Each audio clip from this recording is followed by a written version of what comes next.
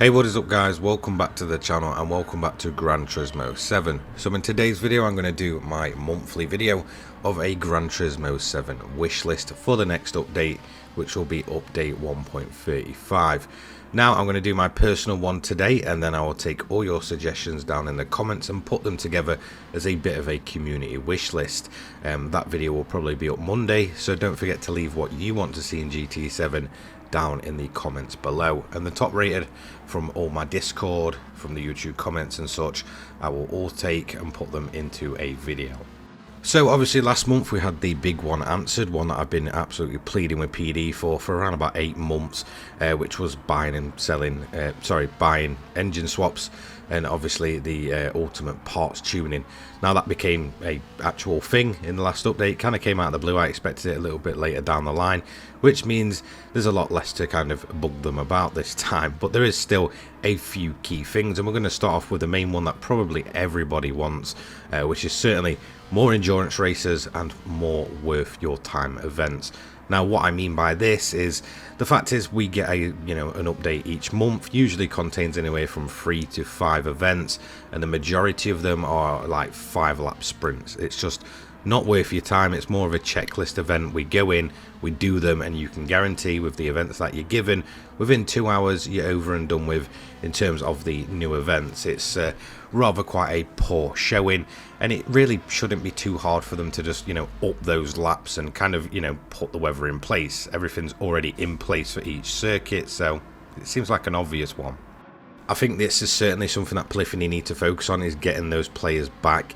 Not everybody is into the esports scene or into online racing, which I totally understand. For me personally, I like a bit of everything, but there's people that just really do not want to touch the kind of online stuff, and they want Gran Turismo to, well, their Gran Turismo experience to be single player only, like it was back in previous times. I get times have moved on, but people just sometimes just don't want the hassle, whether that be the cleanliness of the lobbies, or maybe they just don't feel confident enough to go into online racing and they just don't want the hassle, or maybe they are just pure grinders, so maybe they just want decent payouts. They want to just grind all the cars, make as much money as they can, a bit like we used to in the older Gran Turismo games. So I totally understand this, and I certainly think making worthwhile events in terms of payout and the time there and time spent is definitely going to have to be a priority for Polyphony.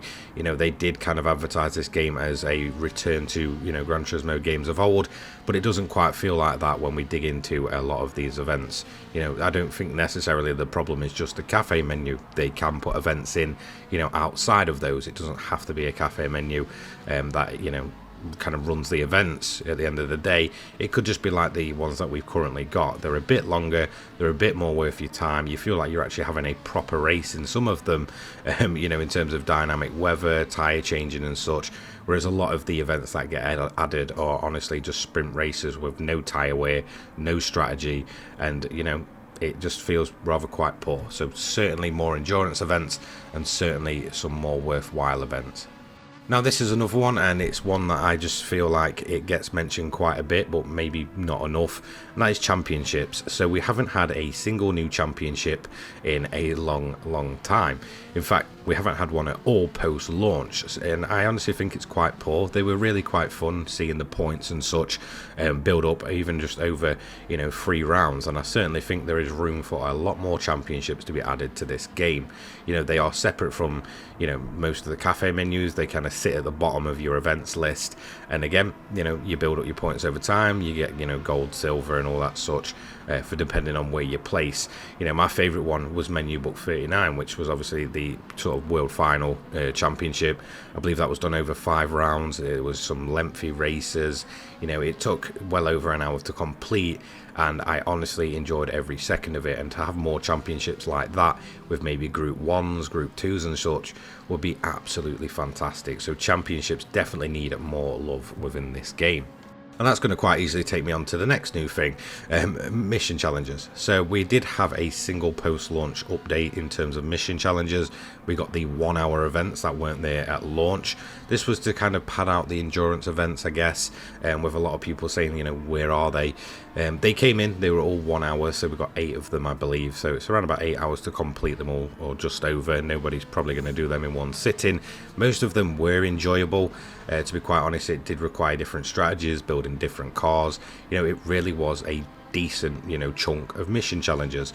Now since then we've had absolutely nothing, and the trouble is with mission challenges, they're only doable once, so you're only going to get the payout that single time, which to me is very quite poor. Even opening them up for the 1 hour ones and allowing us to repeat them again would kind of feed into the endurance events and more worth your time events.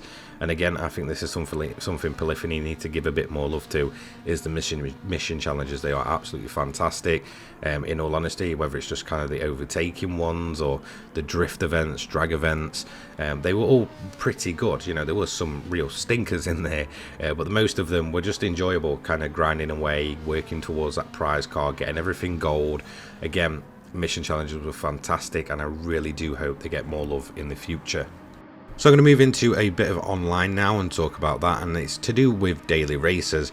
Now, daily races have pretty much stayed the same for probably the last 6 years or so, almost at this point, come the end of this year, and I think it's definitely time for a bit of a shake-up, or kind of, you know, adding to daily races to make them more worthwhile. You know, we usually have the typical daily race A, which is, you know, most of the time a one-mate race. Then we do have the likes of B, which is a sprint, and C, which is around about 20 minutes or so. Again, whilst it takes advantage of tyres and fuel most of the time, sometimes it does end up being a no-stop, or just, you know, it just doesn't feel quite long enough. And I certainly think we need a daily race D and possibly a daily race E. There's many combinations in this game, whether that be a one-mate race, a tuning race, then your typical sprint race, formula races, but I certainly think we definitely need room for an endurance event.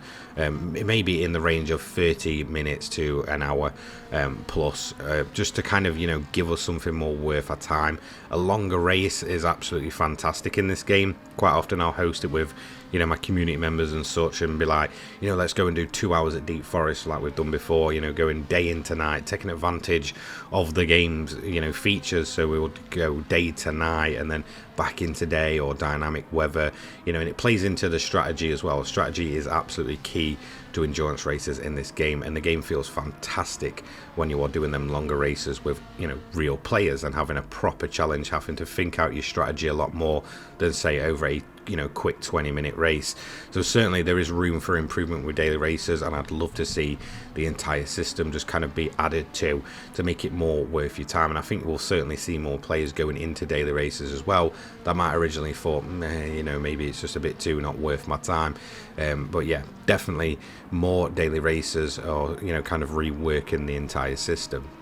Now this is another quick one, and it's to do with the online portion of the game, and that is server issues. Now this seems to have popped up a lot more over the last few weeks, with people getting absolutely infuriated that they can't enter, you know, the proper GT events, where, you know, if you kind of go into the online sport mode, you've got your daily races, but then you've got your kind of manufacturers cup and such, and you've got people really struggling to even get in those lobbies, and considering they are obviously time limited and they only trigger on a certain day, to then, you know, if you are on a decent run of points and then you cannot enter, it really is kind of disheartening, and this certainly needs looking at. So Polyphony, please get these servers sorted and get the online racing, you know, up and running properly once again.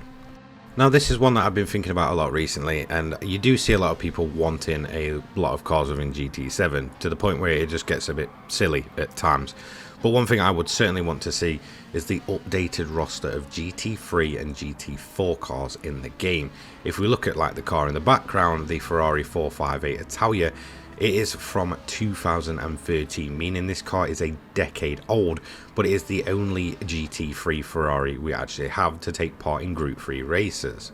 In terms of Ferrari GT3 machinery, there's 2 other cars after this one, with the model up from the 458 being outdated by the brand new GT3, I believe from this year.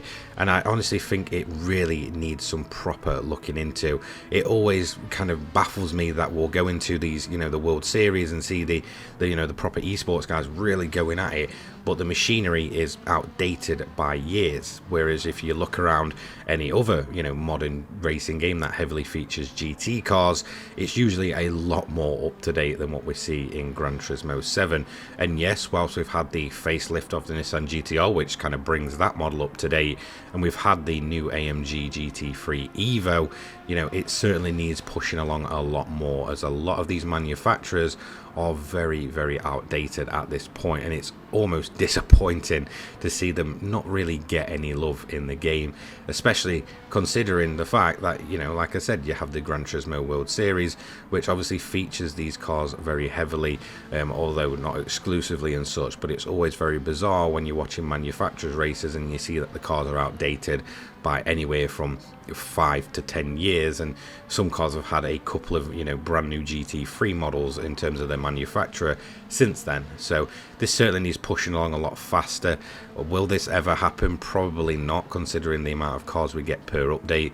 I get it takes a lot of time to get these models, they may not have the licenses and such, but this definitely needs moving along so we can get a proper up-to-date roster of GT3 and GT4 cars, especially considering it already feels like it's, you know, behind, and it already felt on launch that in terms of its car models it was already behind, and we, you know, we're a year and a half almost into GT7's life cycle, and we've only had 2 updated GT3 cars. It's rather quite disappointing, but that's just my personal opinion. So that's going to round it up for this video. Thank you so much for watching. Don't forget to leave a like, comment and subscribe. Turn those notifications on so you don't miss an upload from me. I'll do GT7 and motorsport related content each and every day for your viewing pleasure. Big thank you to Poggers and the controller people for their continued support of the channel, as well as my channel members who absolutely mean the world to me. You guys are absolutely awesome. If you do want to become a channel member, feel free. I am sorting out some new perks over the coming months. Now, I'll have my Twitter, my Discord and my donation link down below. If you want to put some suggestions forward in my Discord, feel free. And don't forget to leave your suggestions in this video comment section. I will take the top rated and I will put them into a video for Monday. So thank you so much for watching. I'll see you later on, guys. Take care. Peace.